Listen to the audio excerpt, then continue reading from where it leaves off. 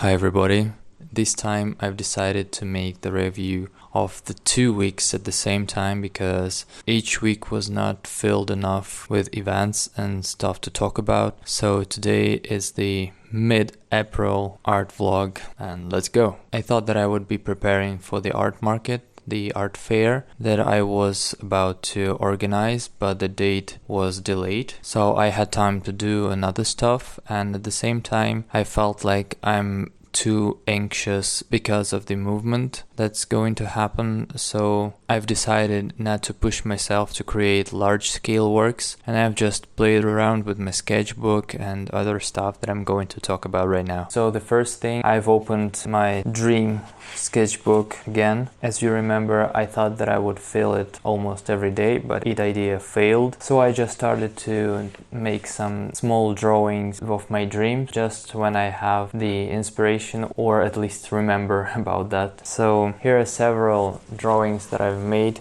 in one day. They are pretty scary and bloody, but that's because the horror dreams are the ones I remember best. Well, this one is pretty calm, and it is the picture of the lucid dream that actually changed my spiritual experience in general, because that was a dream when I found myself in the garden of my country house, and I had an idea that to reach some spiritual realms through the lucid dream, I need to reach the source of light, because as you know, the God is associated with light and the sun. So I looked at the sun, and since it was the lucid dream, I could fly, and I decided to fly towards the sun, and I did it. It was more like following some bright spot with the closed eyes. So I just saw the source of light, but I wasn't able to recognize anything around it. And after some time flying towards it, I felt myself in the state of a flow. So I became a kind of floating in vacuum, I had no weight. And I felt the very strong experience of the warm light flowing on me from the top, and I was just floating in this column of warm light. And that was such a pleasing and such a touching experience that I've noted this as some kind of the important state, the state of connection to whatever it is, to God, to the subconscious mind, the true self. And since then I remembered that feeling, and it becomes the sign of the success of any practice that I'm doing, like if it's meditation or some ritual stuff or the prayer. If I can reach the similar effect being awake, that means that something is happening in my consciousness and I am connected to something that is, if not separated from myself, but for sure not a regular mundane mind.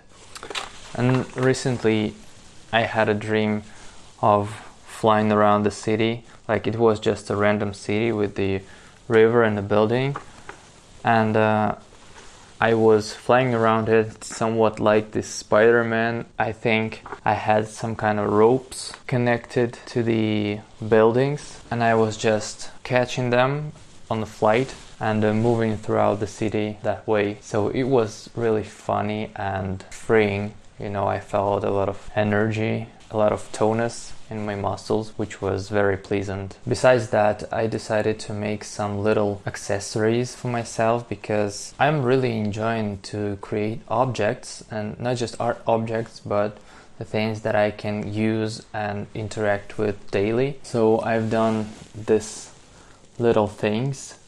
I don't know if it would be a pendant or stuff to put on the keys, something like that, but I just had fun working with this. One is made out of leather. I found the old leather jacket somewhere, and I just used it as a material. I've created these bracelets, and here's this thing. Also, it's covered with golden paint and fixed with the glue, so it's not leaving the marks, which is pretty cool. And this thing is made out of the aluminum can, I've scratched this little shape. And the aluminum, which was burned in fire previously, that's the little life hack if you want to make similar things. It would not be that easy to do if you would just take a can and cut it, because in that regular state the aluminum is too hard, and you need to make it softer through burning it with open fire, because the heat affects the molecular structure of the metal and it becomes much softer. Another thing that I was working on is this mask. I've decided to create another sun mask, not just to change it, I guess, but I just want to have some alternative to the old one. I enjoy this mask a lot, and I enjoy the fact that it is actually my face, so it copies my face completely. And that's pretty cool in general, and it's already a part of my identity and branding in some way. But I just wanted to experiment and create something new in another style, another design, and it's just the draft form. It would be finished in some time, and I will show you this for sure. So I've decided that I want to make it more kind of fashioned and contemporary in some way. So yeah, let's take a look what's going to happen with this. Oh, and another interesting thing that I've experimented with is the art practice called walking art. I've explored it recently, and the concept is pretty broad and interesting.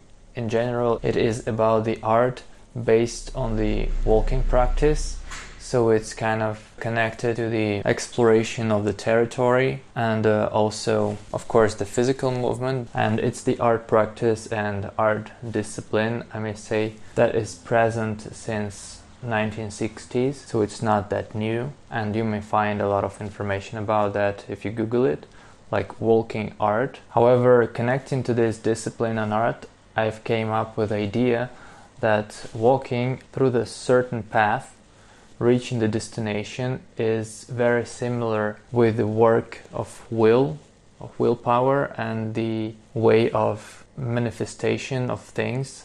And I'm not only talking about some spiritual and magical concept, but the very basic phenomena of doing something, reaching goals, and reaching a certain direction in the physical space is also kind of physical form of this willpower in work. So I came up with the idea to integrate this into my art practice, because that's the main thing that I'm exploring right now, and that's the first work that I've done. This is actually the route from one place to another, and in the design I've made it as a sigil, because in magical practice what sigil is actually the symbol for the intention. So I found this analogy very interesting, and I want to create the large-scale work as a collage, and it would be dedicated to my last days in Tbilisi, so it kind of would be my last intention while being here. So we'll see, I guess it would be pretty interesting. Besides creating physical objects, I was working in the digital realm as well. I've shot an interview with Rubezh, the immigrant art community that I was talking about in the previous videos. And I was talking with the organizers of that community, Elsu and Andrei. And also, if you see my previous video, you know that now my wife has a solo exhibition there in Rubezh as well. So I also shot more content about her exposition there, and she did the artist talk, telling the stories and the meanings behind the works. So I was busy with that as well. Another thing, I've made a video making my sketchbook review, because I'm going to get rid of it before the movement. So if you haven't seen it yet, here's the link. And the last thing I want to mention is a kind of the insider information. Nobody is aware of that yet. I'm preparing the very interesting, very conceptual and really contemporary digital art project. So it's going to be the digital exhibition performed in a very interesting way. So I would tell nothing more, but stay tuned on news about that. Alright, that's it for now. Thanks a lot for watching. Please tell me if you enjoyed this 2 weeks review more than the previous format that I did, talking about my processes every week. Please like and subscribe because it would help the channel a lot. And if you want to support me even more, I have a Ko-Fi profile, so you may send me a tip, buy me a coffee, and I would be really, really grateful for that. Thanks a lot again. Keep creating, and I'll see you in the next one.